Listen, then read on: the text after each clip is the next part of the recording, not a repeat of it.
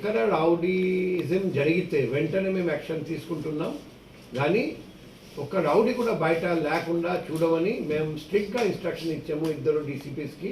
వాళ్ళు 100% రౌడీస్ ఇద్దరు జైల్లో ఉండాలి, లేకపోతే జిల్లా బయట ఉండాలి. 100% రౌడీస్ మీద ప్రివెంటివ్ డిటెన్షన్ ప్రపోజల్ లేకపోతే పెట్టాలి. సో శాంతి అష్టం కేసులో కూడా బయట నుండి రౌడీస్ని రప్పిస్తే అరెస్ట్ చేసి జైలు పంపడం జరిగింది. ఈ రీసెంట్గా కంచర్పాలెంలో కూడా ఒక రౌడీ చనిపోయారు. ఆ కేసులో కూడా ఆరుగురిని అరెస్ట్ చేయడం జరిగింది.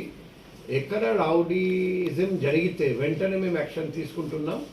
కానీ ఒక రౌడీ కూడా బయట లేకుండా చూడమని మేము స్ట్రిక్ట్గా ఇన్స్ట్రక్షన్ ఇచ్చాము ఇద్దరు డీసీపీస్కి. వాళ్ళు ఇద్దరు మానిటర్ చేస్తున్నారు. సో అది ఇంకా గట్టిగా చేస్తారని నేను ఆశిస్తున్నాం. మన వైజాగ్లో ఒక్క రౌడీ కూడా బయట ఉండడానికి లేదు.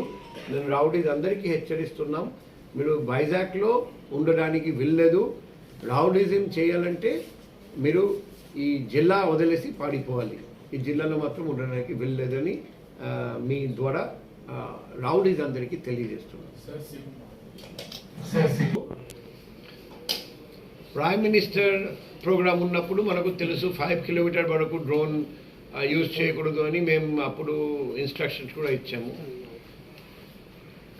లేనప్పుడు వైటల్ ఇన్స్టాలేషన్స్ ఆ ఏరియాలో డ్రోన్ ఫ్లై చేయడానికి వీల్లేదని అందరికీ తెలుసు. ఫర్ ఎగ్జాంపుల్ ఇక్కడ వైజాగ్ పోర్ట్ ట్రస్ట్ ఉంది, నేవల్ ఇన్స్టాలేషన్స్ ఉన్నాయి, డిఫెన్స్ పరంగా ఇంపార్టెంట్ ఇన్స్టాలేషన్స్, సెక్యూరిటీ పరంగా ఇంపార్టెంట్ ఇన్స్టాలేషన్స్, ఎయిర్పోర్ట్, అటువంటి ఏరియాలో డ్రోన్ ఫ్లై చేయడానికి వీల్లేదు. ఇప్పుడు డ్రోన్ ఫ్లై చేయాలంటే మీ ద్వారా అందరికీ తెలియజేస్తున్నాం, పోలీస్కి లెటర్ రాయండి, రిక్వెస్ట్ పెట్టండి.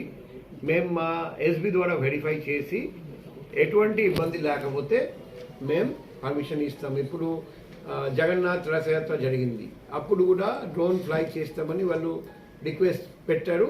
మేము వెరిఫై చేసి ఎక్కడ ఎటువంటి ఇబ్బంది లేదు అక్కడ పర్మిషన్ ఇచ్చాము.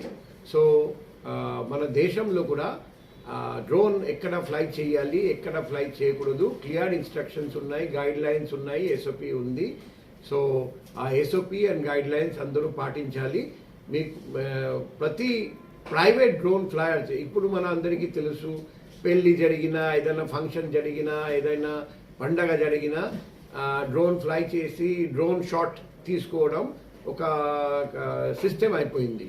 కాబట్టి మనం డ్రోన్ యూజ్ చేయాలంటే ఖచ్చితంగా పోలీస్కి మీరు రిక్వెస్ట్ లెటర్ రాయాలి, అడ్వాన్స్గా ఇవ్వండి. మేము అది వెరిఫై చేసి పర్మిషన్ ఇవ్వాలా వద్దా విచారించి తర్వాత మీకు తెలియజేస్తాం. వెరిఫై చేస్తారండి మేడం.